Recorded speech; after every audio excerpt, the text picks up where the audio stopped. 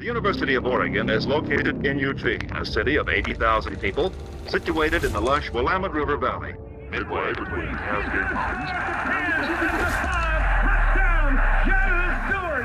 Yeah, I got your speed right here. Hey, ball partner, 10, outside 5. Are you kidding me? I'm really proud of where this team's at. We got a lot of work to do.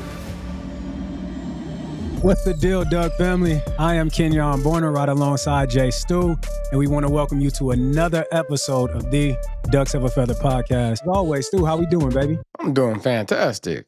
How you doing?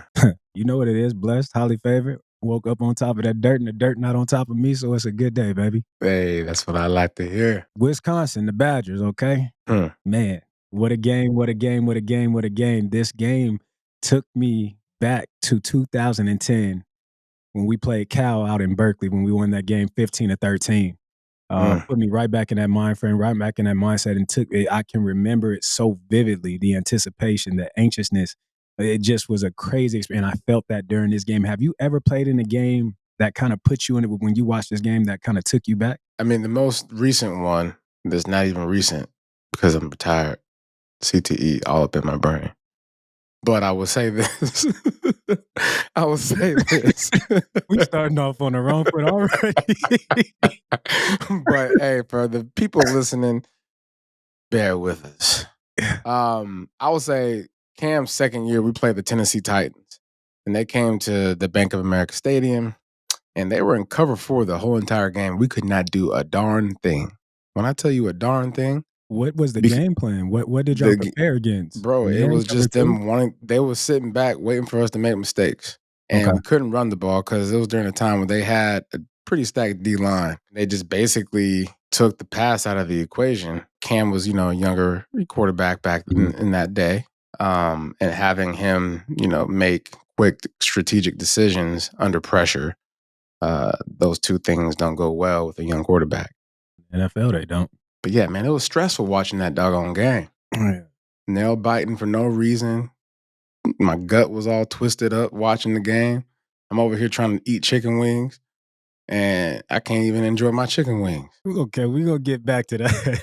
But listen, before we go further into this game, something wrong with my guy. It's okay. We're going to get it together, okay? Them chicken, we're not going to let them chicken wings go to waste. But listen, before we go any further, let's jump into some key moments from the game against Wisconsin from a couple players during this game. Up first, we got Automatticus Savington, really the hero of this game. If it wasn't for him, Oregon would be 10-1. So shout out to Automatticus, and also showing my guy some love. He also was the special teams player of the week in the Big Ten, so shout out to him. Automatticus. Wait a minute. Yeah. Automatticus Savington. Boy, that boy got a name. That boy got a great name. He got the name of the century, dog. Yeah, what I call it. Shout out to his parents, man. I want to know the thought process. Where did that come from? Yeah, he need a whole segment. Yeah, he do. All right, man. Mateo, aka Young Concrete. That's what they calling him? Young that boy, Concrete. Good Lord. I mean, his awareness on that defensive side of the ball, man, is gone through the roof. But you got to understand, if you're talking about ball awareness, or just in general? Just ball awareness, spatial awareness. Well, he played tight end in high school. Oh, he did? Yeah, that boy. I saw the buddy got hands. That boy's an athlete. That boy, athlete. Boy's an athlete, boy. Listen. Yeah. Teo. Put some respect on his name, you said. A whole lot of respect. Teo show up. He has been showing up each and every week, and I honestly feel like Teo balls out more when Birch is not there. When you have an opportunity where a guy goes down, you have to take advantage of it, and obviously we don't wish ill will or guys to get banged up or injured, but that's the nature of the game. And so your number's called when that happens, and he's been answering the bell every single week. Every week. And doing it in a way that's been dominant. I mean, good Lord. If Teo was eligible for the draft this year, I think he would go first round, in my opinion. Oh, yeah. Not first, he's going second, without a shadow of a doubt. But going to what you said, when one of your guys is down, it's just it's a switch that flips. It's okay, I got to make up for what we're lacking. And when you don't have Birch, you're lacking a whole lot. You don't see that. You don't feel that when Birch is not there, because you have Caldwell, you have Teo, you have Harmon, you have Tui, you have all these cats that All these stepping up cats. and balling. All these dudes are balling on that D line, each and every one, and they're all feeding off of each other. And them two big dudes in the middle, Harmon and Caldwell, they don't get a lot of love. But if you really watch these games, these dudes wreak havoc in the middle of that field. And Yeah. because they're so effective in the middle, the guys on the outside are able to eat off of them. But it's a you know, as my guy Funny Marco say, it's a mindset thing. It's a mindset thing, and Teo got that mindset. Teo's a dog. And you talked about kind of that next man up mentality. For him, it's not next man up because he is the man that's up.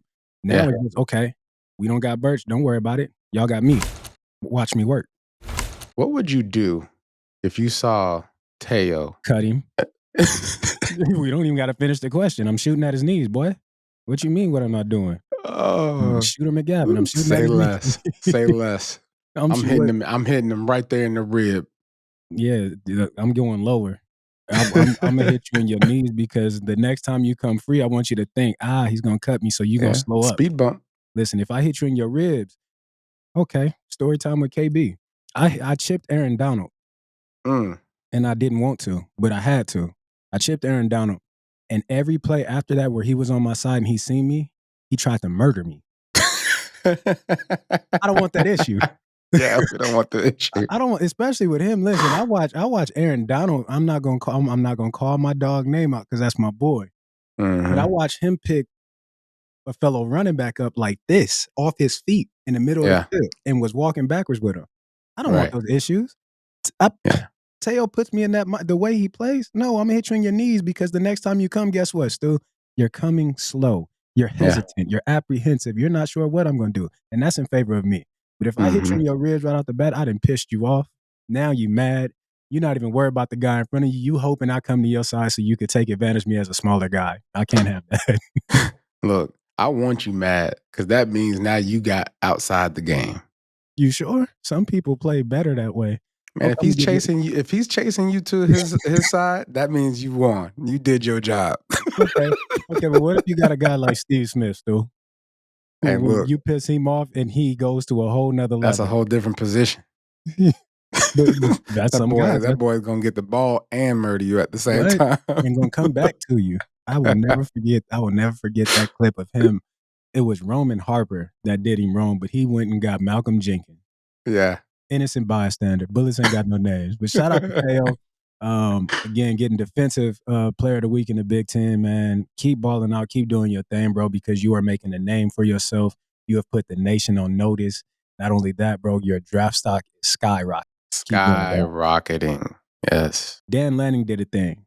And I remember these days back when Chip was always a guy that would pull up clips and give stories. Dan Lanning pulled up Pavlov's dog and the jump around. So let's jump into that right quick. Mm-hmm.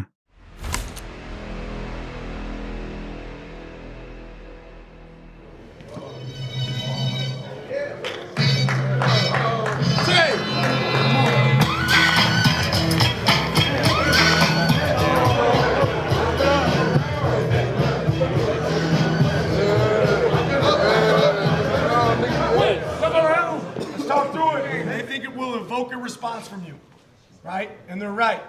Anybody familiar with Pavlov's dog? Indeed, every time you rang the bell, the dog salivated because the dog associated the bell with the food. Again, we know from a dopaminergic perspective, the dopamine was released into the dog's brain, and the dog's like, I want food now.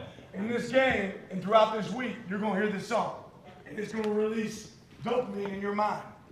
It's going to tell you that you're hungry to go eat. And whenever we hear this, I want our temperature to change. I want the temperature of the room to change, right? When we hear it at practice, I want you to say to yourself, it's about to get serious.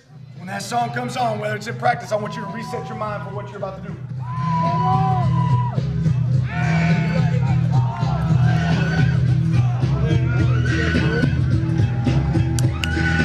Practice looks fun. Everything about it looks fun. I want you to be relaxed in that moment. I want you to start jumping around. I want you guys to enjoy the moment. When it shows up, take advantage of it. Listen. Just Dan is different. Dan is so different. He's totally invested, bro. completely. This is not Hey, they quick with it though. Hey, go Dan, go Dan, go Dan, go Dan. I'll go back to Chip.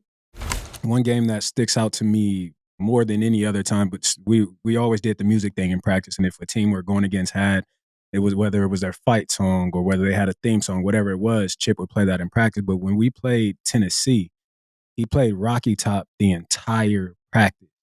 And his approach to it was to make you, it was to piss you off. So you got to the game and you didn't want to hear it. You wanted to make sure that you shut them down and you didn't want to hear it. He literally the whole practice, it was just Rocky Top. I could hear it. Now I'm getting, it was awful. Like by the end of practice, you're more tired from hearing that song than you are from the physical work. But again, the idea was, I want to make you hate this, so when we get to this game, you don't want to hear them play it at all. And it's a complete flip with Dan. Dan is like, no. I want you to embrace this. I want you to react. Be a part of the environment. I want you to respond. Be a part of that environment. Don't downplay it, because that environment is providing that energy to Wisconsin. But no. Little do they know, you're going to feed off of them. From the 3rd to the 4th, that first drive coming back, 4th and 9, it was a complete shift in energy. It was a complete shift in mentality in this team, and you've seen it. It was clear. It was evident to me. I said, well, damn. Could they have played jump around earlier in the game? Because it was we're looking at this team. It woke them up. But we talk about the physical aspect of football. The biggest battle and the hardest battle is right here between your ears, between your right and left ear. It's the mental battle. So what Dan was able to do mentally to prepare these guys, to mentally prepare them, to force them to mentally position themselves to receive it rather than to fight it, that was a beautiful thing. I mean, I love Dan. I swear to God, you're not supposed to swear to God, but he got me getting out of character. You out here doing things that you don't normally do. Dan, you got me doing things I ain't supposed to be doing. I mean, acting out of character. Let me get back. This is a great example, though, what you're saying of preparation, and I think fans don't understand all that goes into preparing for, getting a group of men to travel across, thousands of miles to go play a football game and come out victorious. It's not just the plays that you run on the field. It's not the conditioning. It's not the weight room. It's not the nutrition. That's the easy part. That's the easy part. You're right. It's the battle that goes on here when things get tough. Because things are going to get tough. And how do you respond is the most important thing. It's not what you do, and it's not what happens to you. It's what you do in response. And this was Dan's way of preparing them for if things hit the fan, which they was hitting the fan, right? When they play that song, that is the wake-up call. It's a reset. And so fourth quarter, 10 points, that's what we needed. Yeah. Otherwise, we would have walked out of there 10-1. looking for a bone. The bone wouldn't have been there. Bone would have been gone. Have live dogs. Would have ran off with it. Okay. What was meant for Wisconsin, he turned it for us. Yeah. The psyche game that he plays, I wish I would commit to Oregon in a heartbeat to go play for that man. Oregon gonna have to have a hard job turning down a lot of players when it's all said and done, because a lot of people are gonna be wanting to come to the University of Oregon based off of the things that we're seeing right now. This falls right in line with what he did at Michigan, calling a timeout. I told you guys about this. I told you this moment was going to come. Now look around. Look around. Watch him leave. What does that do to a player, especially a young player? What does it do to me right now? I'm charged up. I'm like, for real, like, I wish you could feel what I feel on the inside. The amount of trust that he is building with these kids is amazing. Like, these dudes are young. A lot of these dudes come from different environments. A lot of these dudes are wild and manly. This is the way Dan is acting. Like, this is the way that your big homies act. Like, I'm not trying to change you, but I'm embracing you. I'm embracing you. And I'm falling right in line with you, and I'm gonna speak a language that you understand. Yeah. You know, these young kids, we talk about ops and we talk about spinning the block. We talk about get back. We talk about all that. This is on the football field. This is that. This is spinning the block on your op. This is exactly that. And for those who don't understand, we're not going to get into the detail of what that means. Yeah, that's to steer away. But this right here, Dan is identifying with these kids at their level that is hyping them up, is psyching them up. Like he's speaking their language in a way coaches don't typically speak players' languages. Yeah. A lot of times coaches like to they like to kind of, I want to keep you guys even keel. I don't want you to get too high. I don't want you to get too low. Or no, we're not doing that. We're not. No. Dan's acting like a player. Yeah. He's like, but he's young. What do you expect? Yeah. He's young. and he understands the time and place, more importantly, right? Mm. Like, I think that's the key. You know, his emotional intelligence. That's nowadays the emotional intelligent piece to coaching is something that is just going to continue to rise as far as, you know, an expectation and a requirement for a coach to really fulfill a job and get the job done is to be able to tap in. You know what I'm saying?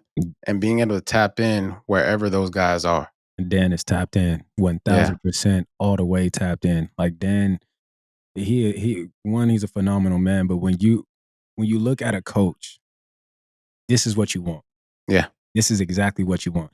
I've never heard of a coach. I've never experienced a coach, again, going to the Michigan game and coming right back to this Wisconsin game. I've never experienced a coach. Like I said, Chip is a great coach, no doubt about it, taking nothing from him. But Chip kind of, in a way, he kind of muted a lot of our voices to a certain extent when it came to our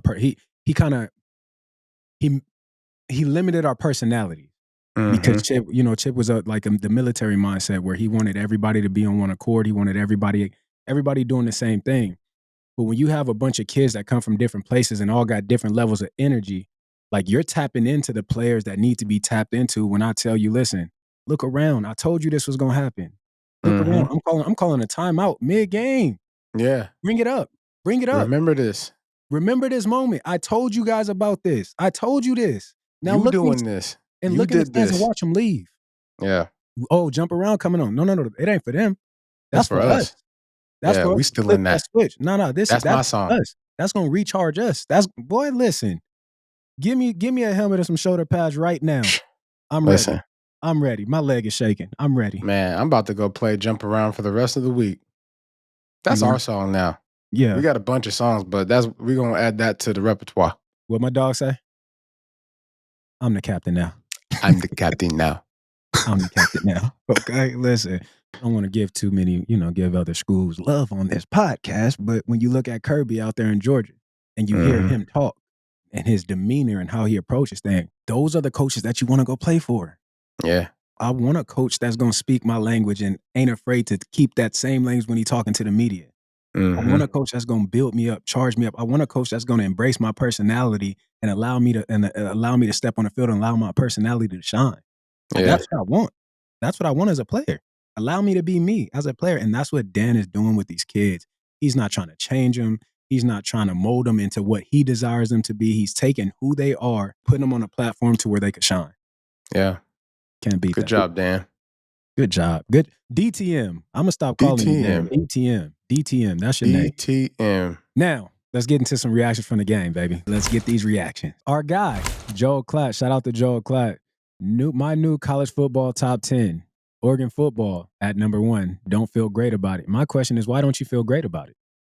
What is there not to feel great about? Is it because they had a 13-16 game versus Wisconsin? Because that's the route that we're going, if we're talking Texas, do you feel comfortable or you feel better about them being number 1? I don't think so. Do you feel Penn State?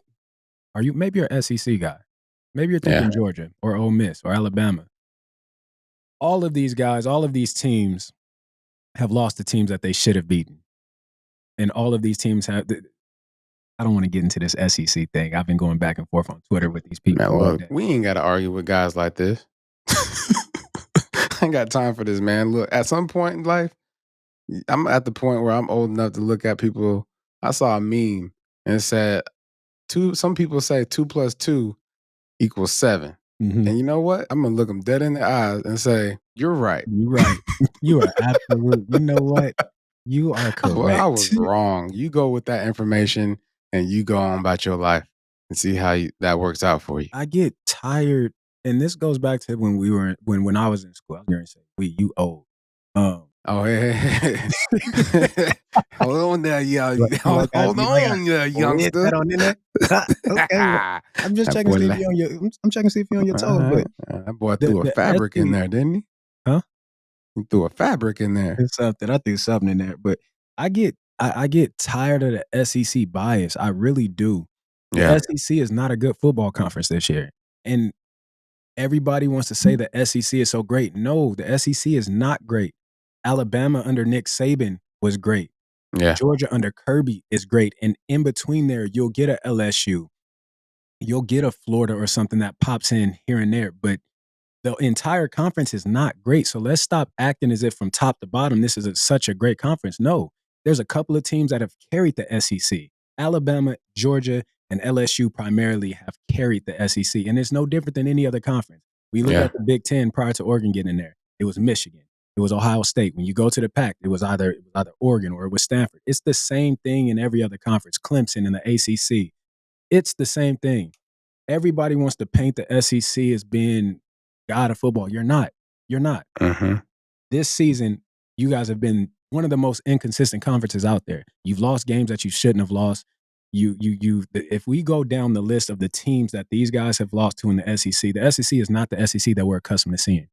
So, but it makes me sick. It really does. It bothers me. It pisses me off. It bothers me.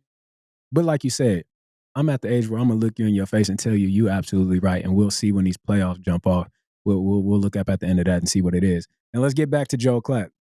This Oregon football team just wrapped up 8 consecutive weeks of conference play. No other team in the country had to do that. Eighth game they won a conference road game at Wisconsin that they trailed in the fourth quarter. I think it says more about their resilience than anything. Thank you. I agree with you. He came Joe. back with that.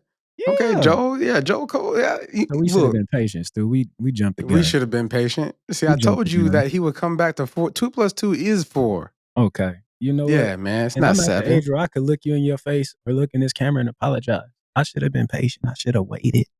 But I will say this. You do have a point about these SEC schools. The only school that I'm scared of is Georgia. And I'm going to be real. I'm not even really scared of them. But if you have to really go to bed at night and think about some things. There's no other team in the conference that I'm thinking about. Yeah. Not one. I'm not thinking about A&M. I'm not thinking about Texas. I'm not thinking about LSU. I'm not thinking about LSU. LSU poo-poo. Yes, LSU poo-poo. Okay. All right. Okay. And I'm not thinking about Tennessee either. I'm not thinking about any of those teams. But again, it's just a bias that lives in this country. People just believe the SEC is the end-all, be-all, and that's just not the case. And the landscape of college football has changed so drastically that everybody's catching up to what you believe is the best thing in college football. So it's just not that. Let's get into _John W. Dan Lanning is lucky as hell. Oregon defense got a pick, trying to fake field goal and not trust it. Is it me or? Yeah, he messed up. He don't know how to write. Okay. Trying to fake a field goal and not trusted your defense to not give up a TD when they are only allowed 13 points is wild. Okay, boy, no, what's wild? What school you went to? Is the grammatical errors that are taking place within this tweet, where I don't even know if they say tweet anymore. That's called what's X. wild. What's wild is your inability to properly put a sentence together that makes sense. That's what's wild, buddy. That's what's wild, bucko. But let's focus on what you said. Either way, whether you go up 6 points or you go up 3 points, guess what? A touchdown and a field goal still wins the game. If I'm only up 3, if they score a touchdown, we lose. If I'm up 3 and they kick a field goal, guess what? We go to overtime. If they score a touchdown, it made no difference. It did make a difference in the way that our defense was playing. Why not? Why not? In the area of the field. And again, this is Dan Lanning. This is the same cat who just last week ran a fake from the 20-yard line. That worked. Yep. It worked. It worked. So It was a highlight. before they ran the fake, in my mind, I said, do you run a fake here? Should you? I don't mind it. Again, it's not like they were moving the ball on us. It's not like their quarterback was throwing strikes. They hadn't had anything going. Even though in the second half, they kind of moved the ball a little bit, but they didn't have the offensive power to go down and really go down and win that game. So I didn't mind that at all. I was actually for it. And when he did it, he should have gotten that. We should have converted. Yeah, he just tripped over his own self. He tripped over his shins. The puller would have pulled tighter. But if he would have stayed close, you know how they teach us they don't teach us because we don't do no pulling. But when linemen pull, they tell them to rub off the guy. They right there. Rub. If he would have done that, he would have ran right into that guy, and we would have converted that. You know what he should have did, though? The ball carrier should have been over there with the running backs going over them bags. Mm-hmm. Get them feet up. Hand down drill. Yeah. Hand down drill, all that. But it didn't work, but it did work. Because guess what? We won. And Wisconsin got that work. Now, let's jump into this, baby. Oregon won the game 16-13. 8th straight conference game. And I want to highlight this. For 2 consecutive weeks, Oregon has played against teams that have had 2 weeks to prepare for them. Mm-hmm. 2 weeks. That's a lot of time to prepare for one team. A lot of time. That's a lot of attention. And you're going to get their best. And you're going to get their very best. You're the number 1 team in the country. You're going to get everybody's best. But when you give me 2 weeks to prepare for one opponent, I have nothing else to study. All I'm studying is you. It's going to be a hard game. Absolutely. It's at 1,000% going to be a hard game. So you should expect that, although I didn't expect the game to be that close. But let's get into these stats. DG went 22 for 31, 218 yards, no touchdowns and 1 interception. And our guy, Mr. Jordan James, 25 carries, 121 yards, a touchdown. Mr. Big Ten himself, Teo, 5 tackles, 4 solo, 1 sack, 1 TFL, 1 interception. Boy, have a day. Yeah. Have a day. That boy had a platter. Boy, he did. Teo, you like to go eat all you can eat, or you like to go to a barbecue joint? Because wherever you like to go eat, man, I come back to Oregon, I'm going to take you out to eat. Okay, I was wondering where you was going with that. I wasn't sure. I mean, shoot, he had a platter of stats. So I mean, I'm pretty sure my dog be eating because he was eating on the field, dog. Look, I know his daddy Big Dave. They eat. Them boys ain't they not going without over there, okay? Yeah, they not big on accident. Shout out to Big Dave, okay? Listen, Wisconsin had 11 total possessions, scored on 3. This was a gritty game. Tell me what you thought about the win. Man, I felt pretty good about it. You know, one of the things that I hope that they come out of this game with is red zone. Got to be better in the red zone early in the game. Throwing picks, right? You know, we've seen it happen before with DG, where we get in the red zone, opportunity to score, opportunity to, you know, drop the casket, however you want to say it. We sometimes miss that opportunity, and the flow of the game changes. And so moving forward, closer you get to the end of the season, the stakes rise. You know, as a player, that's what bye week's all about. It's about how you can actually go back and see what you've missed. You know what I'm saying? When I'm watching film, I know I'm going to watch the explosive runs. I'm going to watch the things that are good, but I'm also very detailed in what was there that I didn't see. Yeah.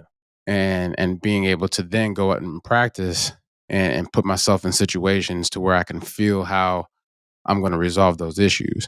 So red zone for Dylan Gabriel, I honestly feel like he has to get better there and be a weapon. He has to be a weapon. If it's not there, you don't feel comfortable.